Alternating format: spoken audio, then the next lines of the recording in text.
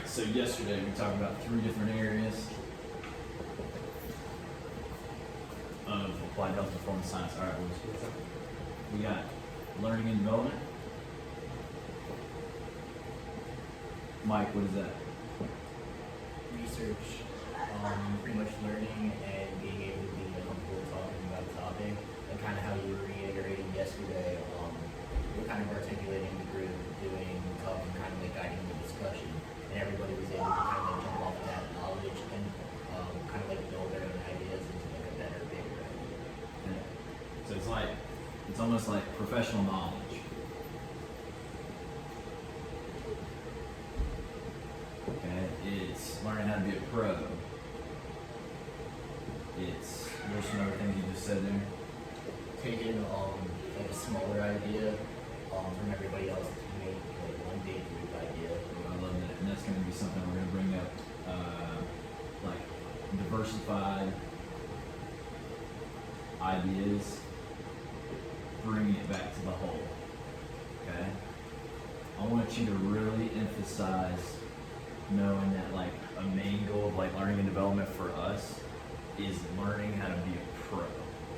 So like for our athletes, we're amateurs. It's college sports, but we're amateurs. They're still developing. But at a certain point, many of our guys and ladies are going to play professional sports here. So they need to know how to be a pro.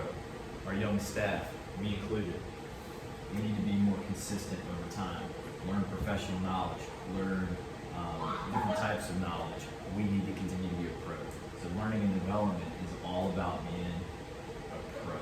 Within learning and development, we have 3 areas. And I know it's like 3 areas, but it's like a subdivision. The first one is performance school. Okay, so performance school is targeted toward coaches. So in the past, we used to sponsor like lunchtime performance school. So at lunchtime on Zoom, we'd have a speaker. People from different universities, people from professional organizations, people internally, campus people.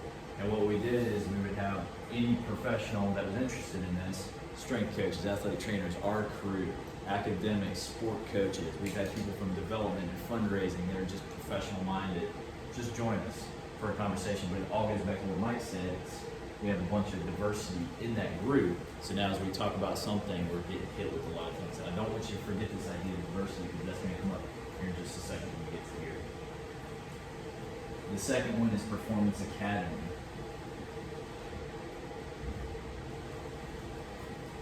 This one is still very much in development. While this one targets coaches, this one's for athletes. Okay, so Performance Academy right now is delivered just one-off, team by team. We may go have a conversation about sleep. We may have a conversation about travel. Hey man, what's good? We may, a team may be going on a West Coast trip. We may talk about traveling to different types of time zones, but that targets athletes. What we want to do with this as well is scale the academy up so we have a little bit more formalized structure, almost like performance school, but that has not happened yet, just full disclosure. We're working on that. And then the last element is Performance Hub. Okay, so a hub is just the central location for everything. I equate it to like a cafeteria or a food court or a mall. If you got your calf, that's where everybody's coming to eat. And because of the food, you now have fellowship, you have growth, you have community. That's what we have with our Performance Hub. It is very much virtual and online. It's run via Microsoft Teams. So basically what we do, think about the cafeteria example now, and you just had that as like a Microsoft team, a community. Each one of our teams, baseball, basketball, football, fencing, volleyball, soccer, you name it, has an independent Microsoft team called the Performance Unit, and they're a part of the big community called the Hub. So now, as innovation happens at basketball or baseball, it gets thrown into the Hub, and now if I'm a performance performance coach with football. I don't have to rely on talking across sports. I'm learning from being a part of the community. Just like, going back to the diversity idea of an interdisciplinary team, if we're all in the cafeteria and we all work with a bunch of different people, and we're just kind of breaking bread, having a cup of coffee or eating some pizza in the afternoon, we may be talking about projects that we're doing. And then like Dan may be doing something cool with his team, and I'm like, man, I can't do that exactly the same way, but I can steal an idea and mix it to mine. That's what Hub is. So learning and development is much, much more than just slides and PowerPoints. Hey man, come on through. It's about learning and growing across everybody. And I'm so glad Mike brought up that point. Okay? All right, next area is performance management.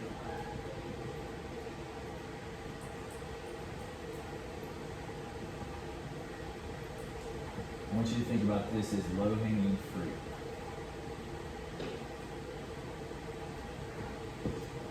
Okay? So within performance management, we teach, and we'll go back to this a lot, but we teach athlete development in a pyramid. And this is not new to us. It's not novel to us. We stole a lot of this from everybody. But performance management is all about being repeatable. Okay? So when we think about things being repeatable, what we want to do is then go, we speak first about the top of the pyramid, and we call this high performance. Okay? So if performance management is about being repeatable, high performance is essentially just consistently executing your job. Okay?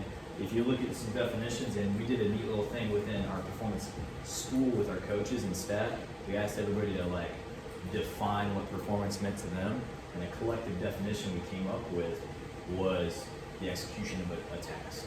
So to perform something, execution of a task. So if I'm an actor in front of a black box theater, performance is executing my responsibility. If I'm a coach calling plays on the sideline, my performance is getting a play in before the 40-second clock runs out and executing it successfully. When we attach the first word high, that's where the consistently comes in. Consistently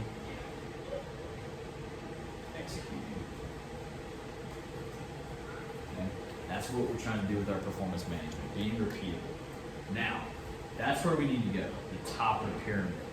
But we can't start there. So we're going to go down to the bottom. The bottom for us is all about health and wellness. Okay? There's a lot of neat people that write a lot of content about this. Mark Bubbs comes to mind.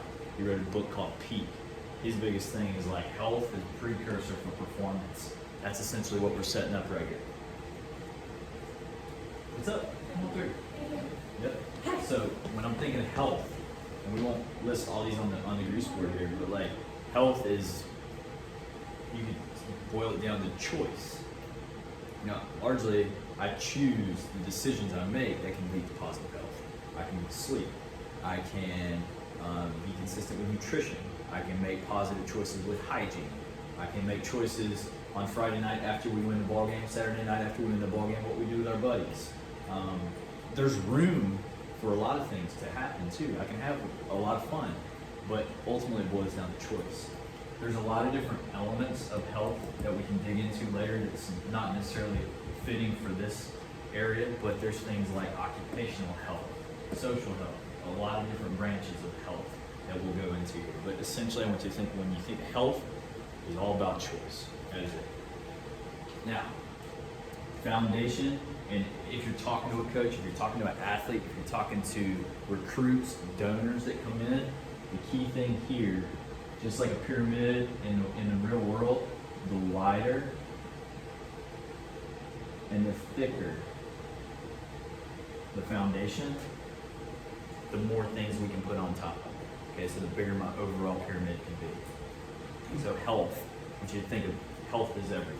Health is everything. Now, the second segment here, these are like your trainable aspects.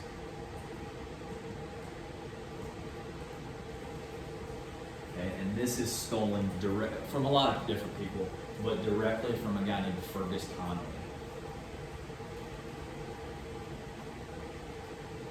In his work, he wrote a really cool book called Game Changer. These are called the coactives, 4 coactives in his model, which is basically, and I'll just initial it, physical, technical, tactical, and mental.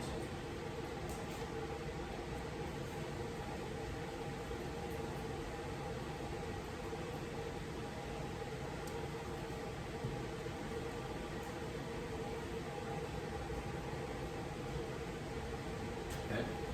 So within physical, within training, that's really easy to think about. That's like the weight room. That's like growing as a robust athlete. You can boil that down, and I really try to guard against like reductionism, but you can boil that down into like fitness, strength, power, speed. Those are elements. And we can specifically train these different ones. And depending on the sport, depending on the position, maybe you need a little bit different mixture of all those. But all those go into physical. Technical and tactical very much are like the on-field stuff, the meeting room stuff in football. Okay, so technical are the position and sport-specific skills. So technical, skill needed for a sport. So if I'm an offensive lineman, it's footwork, it's step, it's fit, it's finish.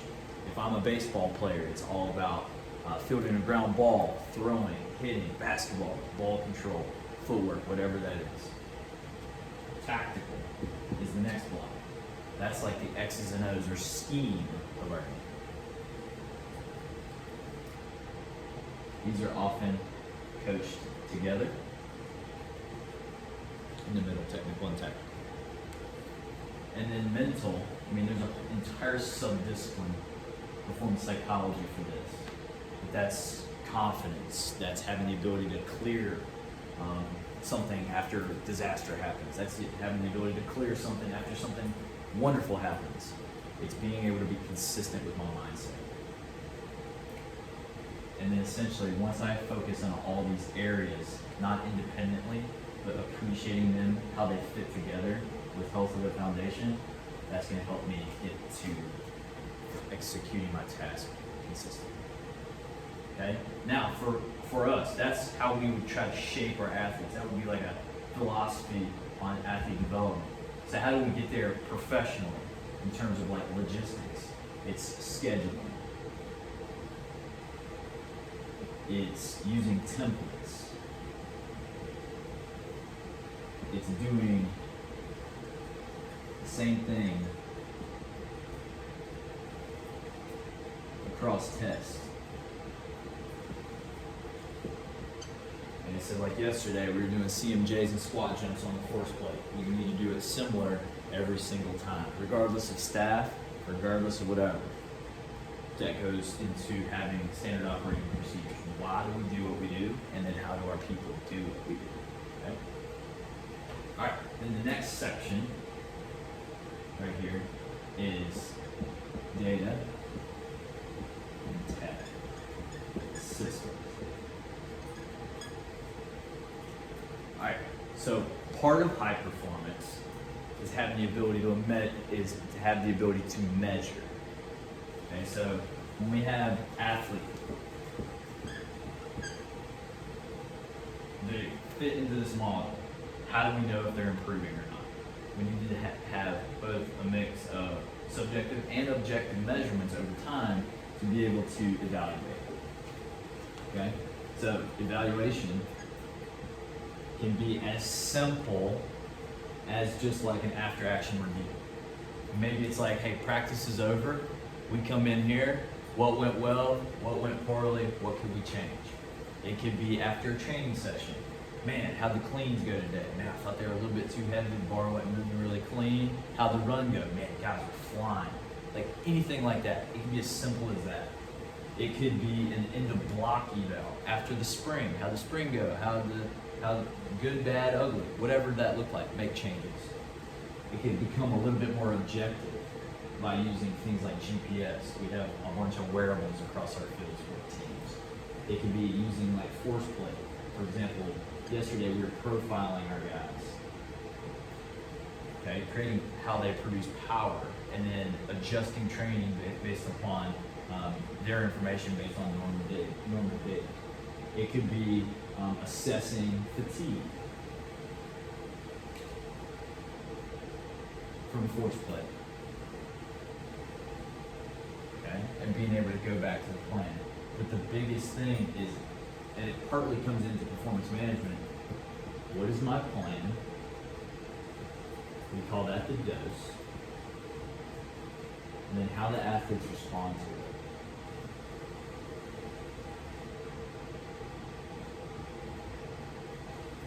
It's really easy to get really complex with what we're doing. And complicated may be a better word. But essentially, all this comes to having learning over time. We are very open-minded. We want to be open-minded. Okay? We have a philosophy on how we should be repeatable over time and how we view athlete development as being holistic.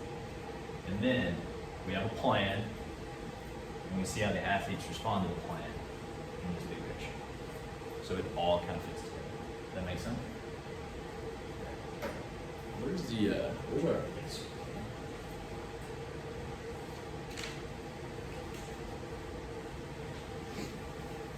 All right.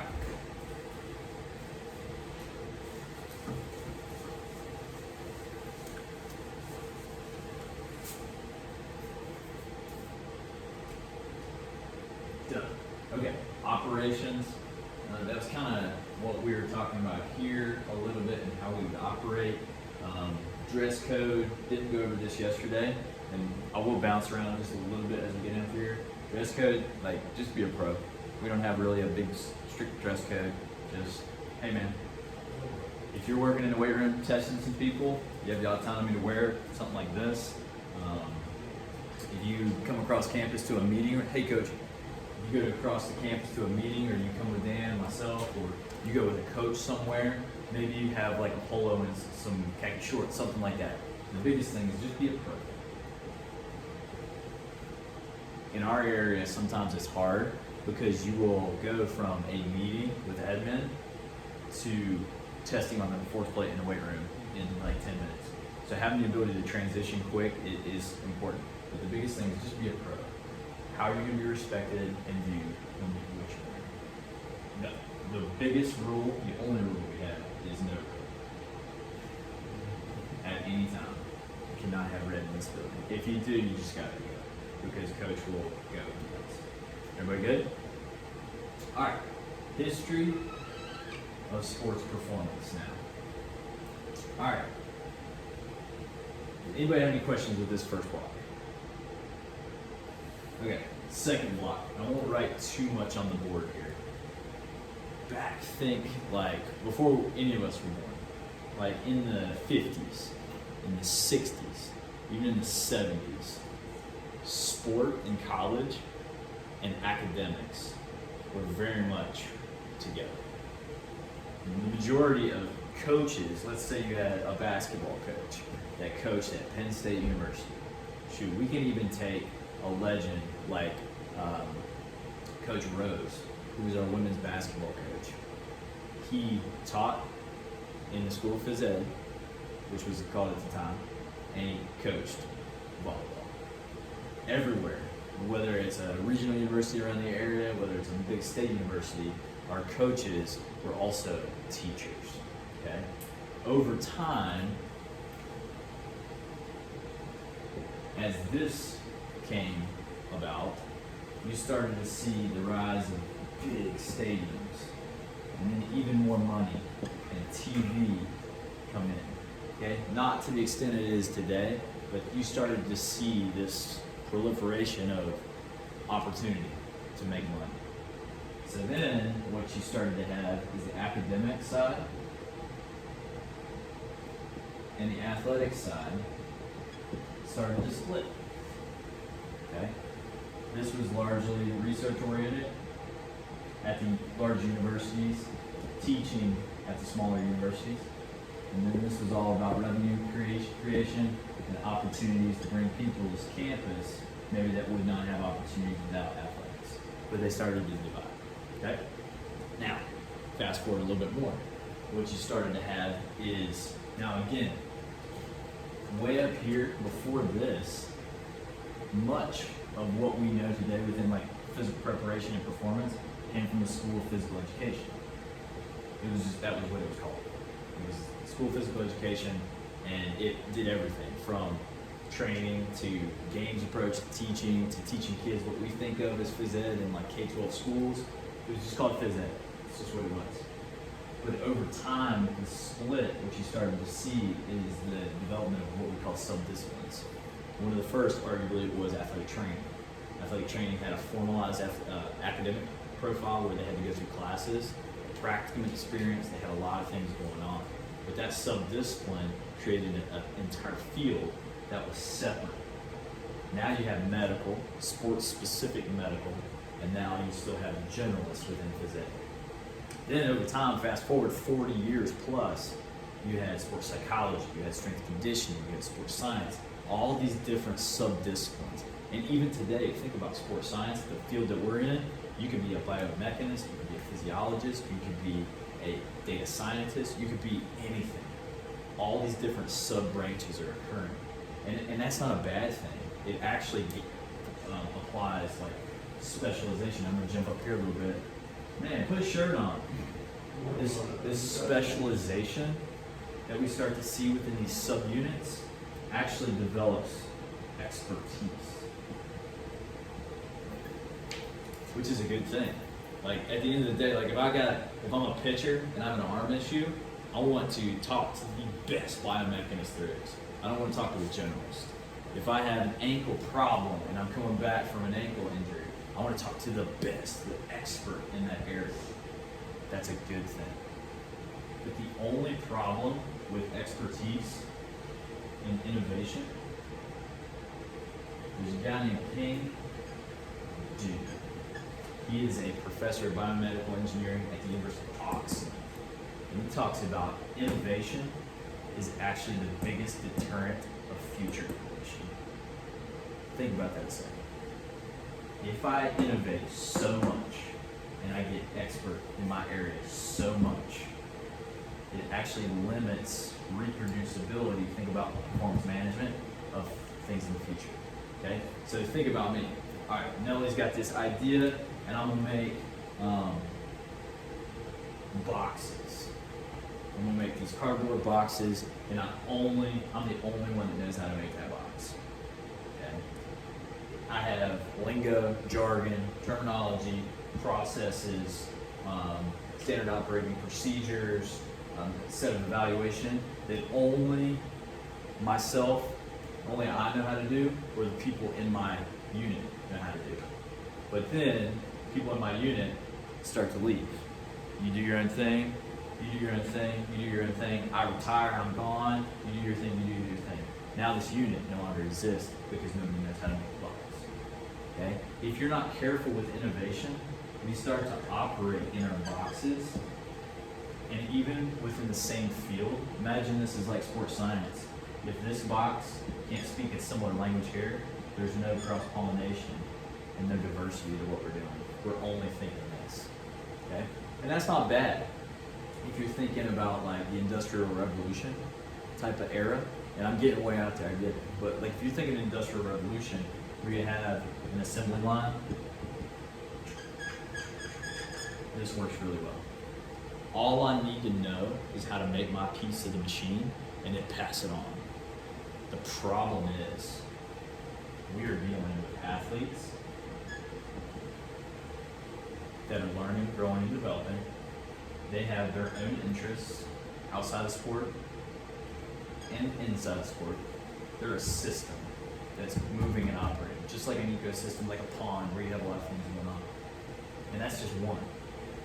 You have another athlete with different interests, similar backgrounds, different backgrounds, doing the same thing. They're developing on their own, another system, okay? You call a team, let's say you have 120 guys on a football team, 20 guys on a basketball team, 50 guys on a baseball team. All these different systems add up. So now when you're thinking about what we're doing here at Penn State, where we had 31 systems comprised of multi-systems, we need to be very careful of being siloed, okay? So So that's kind of what we follow when we think about an interdisciplinary approach. Hey man, what up, man? This is also not new. This is, you can see in healthcare. This is how healthcare operations exist. You want specialties. Like I want thumb surgeons, I want foot doctors, I want general practitioners. But you have to have the ability to communicate if we're gonna have a big goal, okay? So within our area of performance science, the reason we have 3 divisions and the reason we try to stay simple and repeatable is we want to be interdisciplinary. Now, going back to what I said yesterday, and this is the last thing I'll say, okay?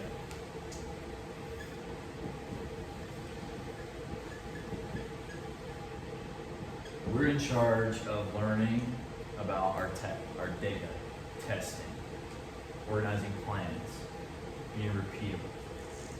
The most important thing that we can do in this field is to get people to think about high performance and to communicate.